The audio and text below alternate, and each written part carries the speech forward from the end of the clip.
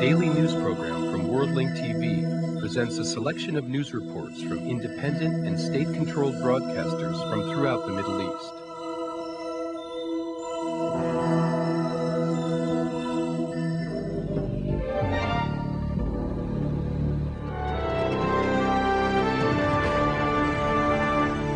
Welcome to the news of the hour from Abu Dhabi Television. Amr Moussa dismisses the expected differences at the Arab Summit. Arab foreign ministers meet in Sharm el-Sheikh to prepare for Saturday's summit, and Kuwaitis are discontent with the summit. From Kuwait, our correspondent, Abdelrahim Atih. Kuwait is discontent with the Arab Summit, while military buildup continues, and the aspects of the war are becoming more clear. Meanwhile, Kuwaitis are waiting for a victorious war. The Turkish parliament postpones discussing the issue of the U.S. forces using their bases for its war against Iraq. And Turkish military sources confirm that they are closer to a deal with Washington regarding the deployment of U.S. troops on their soil. Now to our correspondent in Istanbul, Mohammed Al-Abbasi. 2 days after Turkey's parliament votes on joining the U.S. in its war on Iraq, tens of ships will arrive at Turkish ports. 2 weeks later, U.S. and Turkish ground troops will arrive to northern Iraq. Then the Turkish government receives $8 billion once the war starts. These are the details of the American-Turkish deal. Sharon says talks regarding a Palestinian state will be discussed at the appropriate time. Benjamin Netanyahu accepts a ministerial position in the Ministry of Finance. Now to our correspondent in Jerusalem, Leila Aouda. What happens after Israel's new government is formed? A government of contradiction, differences, settlements, and extremists. The aspects of Israel's new government under Sharon's leadership are clear. However, the future of the entire region remains unclear and unknown. This is the end of the news in brief.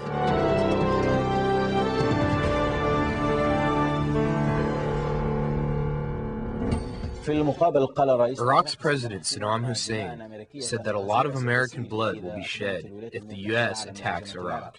Saddam Hussein urged Iraqis to build shelters in their backyards for protection in the event of potential airstrikes. The Americans believe that through propaganda and scare tactics, they will be able to destroy their targets. Therefore, the people of Iraq should teach the whole world a lesson that targets will not be destroyed by just propaganda. May God save us their evil intentions and propaganda. I hope that they will leave us alone, or if they wish to try their luck by attacking us, then they should pay dearly with their blood.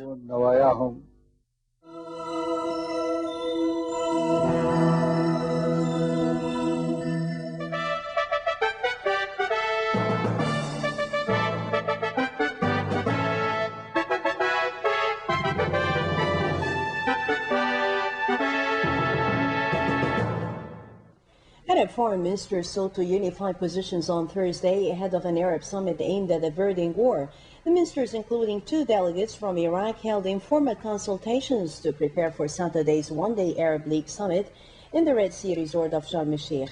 The details in the following report by Nile TV's Yasser Abdel Hakim. Yasser, would you brief us right now about the latest developments coming to us from Sharm el-Sheikh? As you can see, after the press conference that was held by Secretary General Amr Moussa, the foreign ministers went back into the session. You can see it's just behind me here, and that we can see the media, the interest of the international media concerning this issue and this summit. Hundreds are coming from around the world to cover the events of this summit. As you can see behind me, the hall inside is where the foreign ministers are in session, and they're waiting for the foreign ministers to go out at any time to see or to take any comments from them concerning the discussions in the preparations for Saturday's summit. Back to you. You mentioned in your report that there is a Saudi proposal. Do you have more details about that? Yes, sir. Concerning the Saudi proposal, well, it's about a resolution. If it comes out from this conference or from the summit, it should be applicable on all the member states. Everyone should abide by it without any exceptions.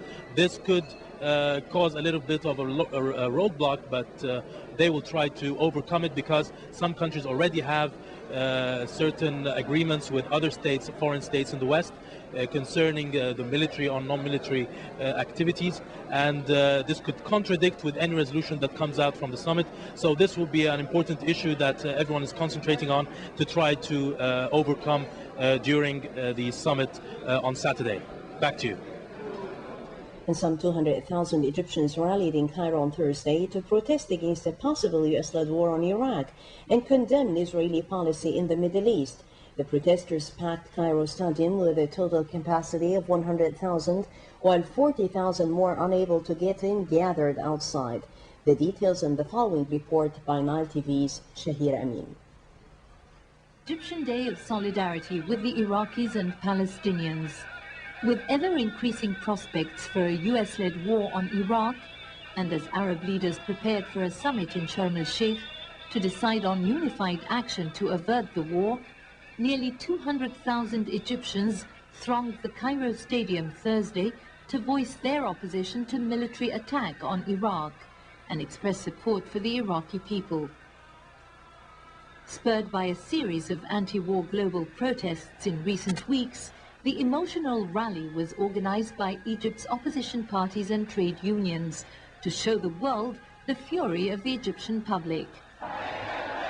The protesters chanted, "Down with America and Israel. Sharon and Bush are two faces to the same coin," and "Boycott American and British products." They also called for decisive action by Arab leaders at their summit to confront the looming threat of war. We want to send a message to the Arab Summit, which is going to convene in a couple of days. We want to tell them Egyptian people refuse all sorts of aggression and all sorts of cooperation with the Americans. Brandishing placards and banners that denounced the possible US aggression, the protesters warned that it would trigger a wave of terrorist attacks worldwide. One people, one voice. Egyptians are united in saying no to aggression, no to destruction, and yes to resistance, yes to liberation. School children, university students, housewives, men of religion, intellectuals, poets and artists, people of different ages, faiths and from all walks of life were united in their anti-war sentiment. It is an expression of our keenness as Egyptians, Muslims and Christians to support the Iraqis and Palestinians, and a show of our willingness to sacrifice all that is dear to protect the Arab nation. We're saying no to war and to the Zionist massacres. We call on Arab countries to unite, as only in unity is their strength. But the protesters also made it clear that their anger is directed at American policies and not the American people. We're angry at America's foreign policy, particularly the policy towards Arabs, not at the American people. With the date for a possible military strike on Baghdad seeming to draw nearer, the cries to stop this dangerous war are growing louder. The bloodletting would only lead to chaos, instability and more bloodshed, warned the protesters. Shahira Amin, Nile TV International.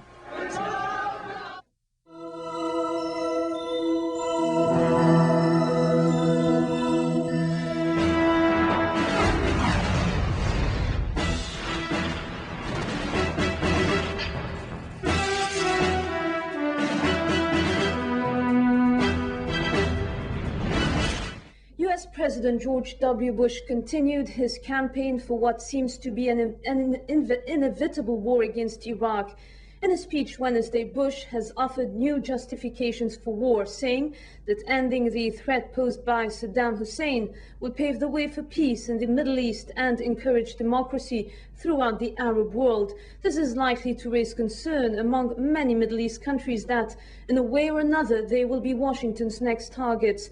Bush also said, quote, "We will remain in Iraq as long as necessary and not a day more," unquote. It was clear from U.S. President George W. Bush's latest speech that war against Iraq is inevitable, despite international opposition.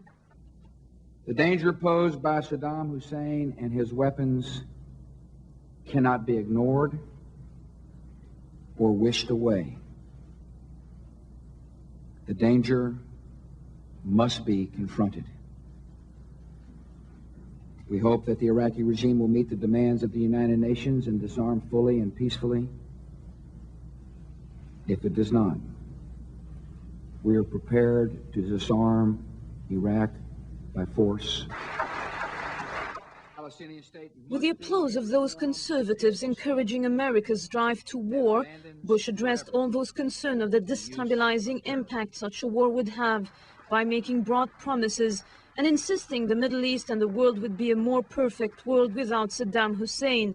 But his words might further worry other Middle East states they might be the next targets. This quite reminds us of the controversial notion of a new world order his father launched while preparing for the 1991 Gulf War. A new regime in Iraq would serve as a dramatic and inspiring example of freedom for other nations in the region. Success in Iraq could also begin a new stage for Middle Eastern peace and set in motion progress towards a truly democratic Palestinian state. The U.S. leader drew his closest linkage yet between his accelerating campaign to topple Saddam and the Israeli-Palestinian conflict. Again, he labeled the Palestinian resistance as part of terrorism, while keeping silent on state terrorism practiced by Israel. And Bush worked to quiet some critiques, worried that Washington will not do enough to get Iraq back on its feet after any military action, and others who fret as U.S. imperial occupation would destabilize the volatile region. Rebuilding Iraq will require a sustained commitment from many nations, including our own. We will remain in Iraq as long as necessary, and not a day more.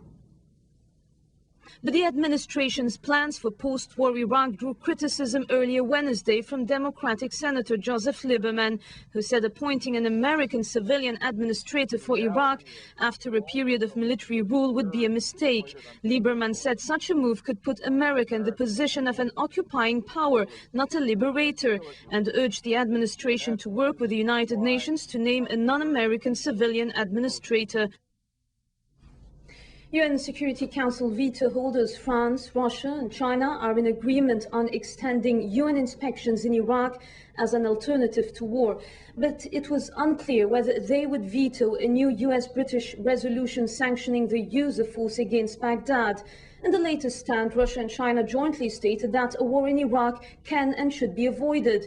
Meanwhile, Russia's Defense Minister Sergei Ivanov said that Moscow was still not convinced by Washington's claims that Iraq is involved in international terrorism. How far will the anti-war camp represented by France, Russia, China and Germany go in preventing the United States from getting a UN green light to launch its most dreaded war plan against Iraq? Until now, these countries made clear a war in Iraq can and should be avoided. This was loudly said on Thursday by Russia and China amid talks in Beijing between Russian Foreign Minister Igor Ivanov and top Chinese officials. Both sides added that the Security Council should enhance guidance over weapons inspections and support the inspection work. But neither country revealed whether they would use their veto powers to block a second UN resolution presented by the US and Britain and supported by Spain and aimed at authorizing force. Ivanov's trip comes hot on the heels of a February 23 visit to Beijing by US Secretary of State Colin Powell, whose trip was aimed at lobbying China for support on the new UN resolution. In the French capital, Spanish Prime Minister José María Aznar, a staunch supporter of the US position on Iraq, met with French President Jacques Chirac, widely seen as the champion of the anti-war efforts. The positions of both leaders reflected not only a divided UN, but a divided Europe and NATO. Nevertheless, Chirac has maintained he sees no need for the new resolution, and along with Germany and Russia submitted an alternative proposal to give weapons inspectors more time. Germany and Syria, who do not have veto power, also oppose military action. Chirac knows his anti-war stance enjoys strong backing, both among the French people and France's political mainstream. But conservatives are worried that by vetoing the US war resolution, the president risks poisoning France's relation with the US for some time to come, and may damage France's place in Europe and the future of the United Nations and NATO. French Prime Minister Jean-Pierre Raffarin told the parliament that a war in Iraq would split the international community. But is the relevance of the UN really at stake if it does not back the US plans, as US President George W. Bush constantly warns? Or is the world body's relevance at stake if it bends to Washington's desires to launch a war considered as unjust and unjustified by the wide majority of the world?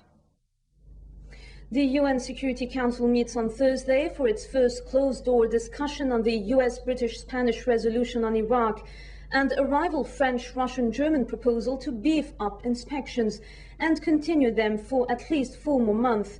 US Ambassador John Negroponte and British Ambassador Jeremy Greenstock held a meeting late on Wednesday in New York with the 10 non-permanent UN Security Council members. Mexico appeared to be the first among the undecided council members to shift towards the US position.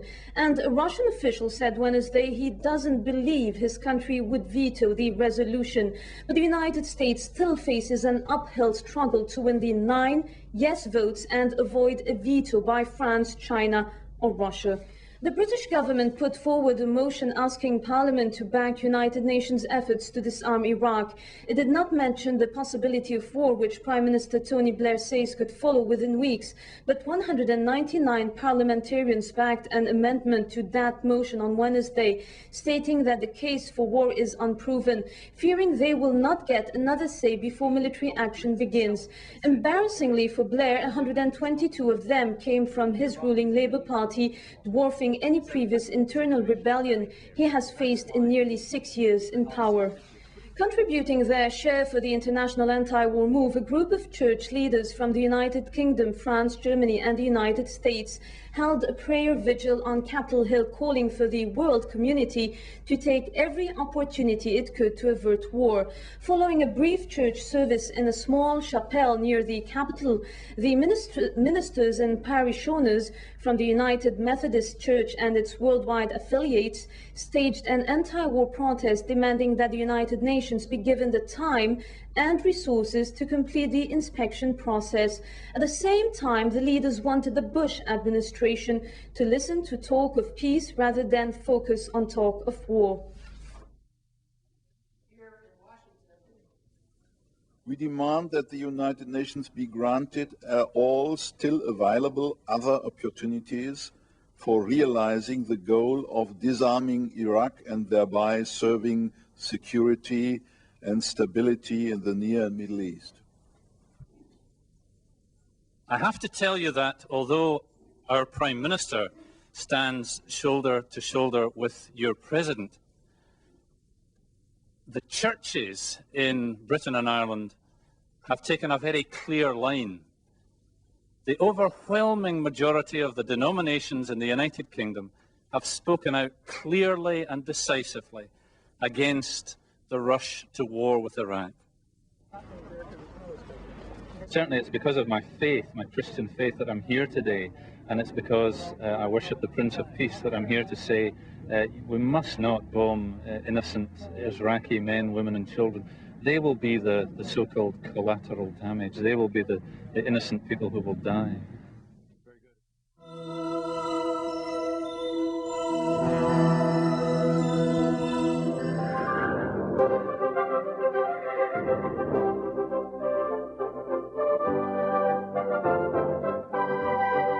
With Washington stepping up the pressure for Turkey's permission to deploy troops for a possible war against Iraq, Turkey beefed up its defenses with the arrival of an AWACS reconnaissance plane and Patriot missiles. aircraft, which is to monitor airspace around neighboring Iraq, and one Boeing 707 plane flew into Konya Air Base in central Turkey from Germany. Turkish Economy Minister Ali Babakan said Washington offered his country $6 billion in grants and up to $24 billion in loan guarantees in return for stationing American troops on Turkish soil. However, there is no final agreement on the package. Turkish Parliament will discuss tomorrow a motion allowing U.S. troops into the country. Turkey has, in U.S. eyes at least, been dragging its feet over financial and military terms for the deployment. U.S. Secretary of State Colin Powell telephoned Turkish Prime Minister Abdullah Gül to stress the urgency of a parliamentary vote on the deployment of 62,000 troops, aircraft and helicopters. Also, as part of the build-up, the ship began offloading Patriot defense missiles at Iskenderun in southern Turkey under a bilateral agreement with the Dutch government. Ships of the U.S. 4th Infantry Division, a body of up to 30,000 troops backed by heavy armor, waited off Turkey's Mediterranean coastline. As part of the build-up to a possible war against Iraq, British Defense Secretary Jeff Hoon has met United States Forces Commander General Tommy Franks in Qatar. Hoon, who is on a tour of the Middle East, said British and U.S. forces have been integrating and working well together for quite some time. The British minister met 1,000 troops who have been deployed to the Gulf and said the United Kingdom was in the process of deploying about 45,000 servicemen and women.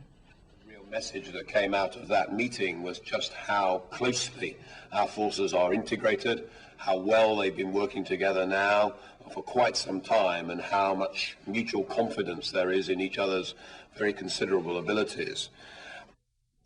Following North Korea's claim that a U.S. spy plane intruded into the communist state on Monday and growing tension between the two states, U.S. troops in South Korea have started their annual anti-chemical military training.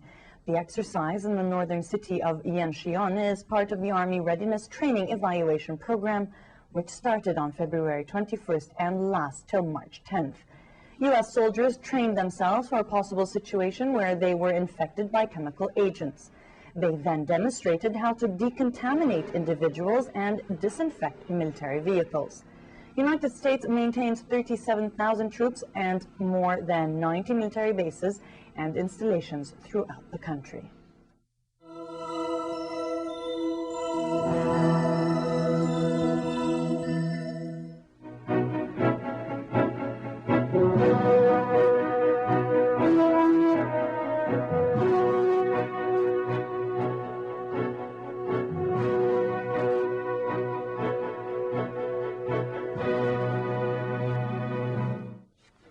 A number of Israeli tanks accompanied by bulldozer rolled into Ariba area northwest of Rafah city and razed two of the local citizens' houses at the west of Rafah near the Egyptian borders, threatening the citizens through loudspeakers of more houses' destruction. Meanwhile, Israeli occupation forces arrested today dawn two Palestinian youth in the West Bank village of Sirt al-Harthiyya near Jenin. Palestinian security sources said that Bilal Na'man Hawashia and Muhammad Nasser Hawashia, both 17 years old, were detained early today as the Israeli occupation troops stormed the village under a barrage of heavy gunfire. Eyewitnesses said Israeli troops broke into several Palestinian-owned houses in the village using stun grenades that caused a state of panic among Palestinian women and children. In Tulkarem Governorate, Israeli occupation troops arrested this dawn three Palestinian citizens from Kufr Labad town, where a big military force backed by tanks and armored vehicles raided the town and arrested three citizens, taking them to an unknown place. On the other hand, a big number of Israeli occupation troops arrested this dawn a Palestinian citizen from Shawadr village east of Bethlehem after storming his house and keeping him outdoors in the cold weather. Egyptian Foreign Minister Ahmed Maher called today for Israel's new government to turn a new page and learn from the mistakes of Prime Minister Ariel Sharon's outgoing administration. Maher told reporters that he hoped the new government would learn the lesson from the failure of Israeli policies to achieve peace and security, adding that the outgoing government had achieved neither peace or security. Maher also called for peace negotiations to resolve the Israeli-Palestinian conflict, pointing out that the policy of violence will not be able to resolve the problem. Sharon's new government is expected to be sworn in on Thursday after his right-wing Likud party reached alliances with 3 other factions to secure a majority. Likud has reached deals with the secular center-right Shinoi, the National Religious Party, which represents Jewish settlers on the Palestinian land, and the far-right National Union bloc.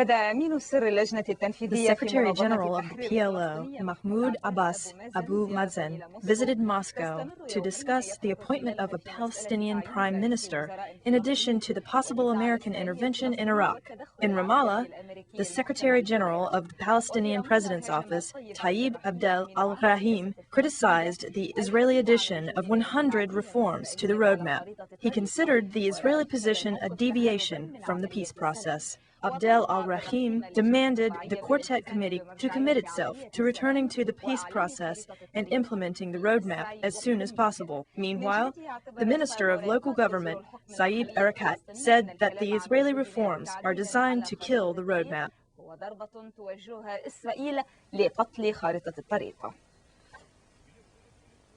Palestinian President Yasser Arafat initially accepted the idea of establishing a position of a prime minister in the Palestinian Authority.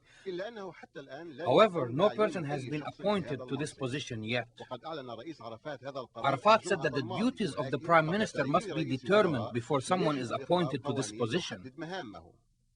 Abu Mazen visited Moscow to discuss the issue with the Russian Foreign Minister Igor Ivanov and the roadmap which is designed to achieve a political settlement in the Middle East.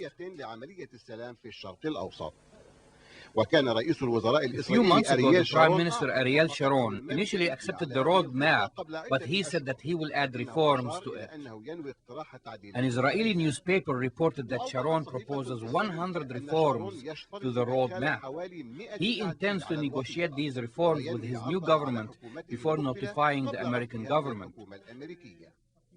Sharon's reforms include the precondition of forming a different Palestinian leadership before arriving to any political agreement with the objective of establishing a Palestinian state. In addition, the duties of the new Palestinian Prime Minister must be clearly defined. Furthermore, the Palestinians must make a declaration in which they give up the right of return to the refugees of 1948. Concerning the Palestinian Authority, it must have a very limited authority during the transition period before the establishment of the Palestinian state. Israel also demands the disarmament of the future Palestinian state, except for police forces with very light arms. Also, Israel must control all the borders of the future Palestinian state and its airspace. The future Palestinian state will not be allowed to make an agreement with any country that is considered an enemy to Israel. In addition, Israel made other security conditions with the objective of reaching a ceasefire in compliance with the Tenant Plan and the Zany Project. On the other hand, Israel rejects the reforms made by the Quartet Committee, especially the ones that demand Israel to stop the violence and incitement of hatred against the Palestinians. Israel also rejects the demands made by the roadmap. Meanwhile, two meetings between the Palestinian and Israeli delegates were held in London within the framework of the London Conference, which started on the 15th of January without the Palestinian delegates. During the recent meetings, an announcement was made about the intention of the donor countries to give $700 million in aid to the Palestinian Authority during this year. Furthermore, the delegates declared their strong support to the Quartet Committee and called for the implementation of the roadmap as soon as possible.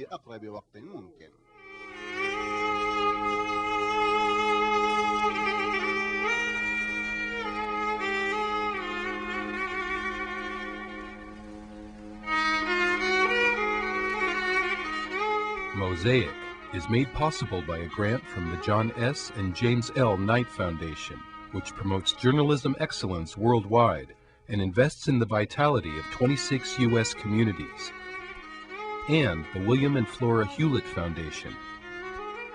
Additional support provided by Henry and Virgilia Dakin.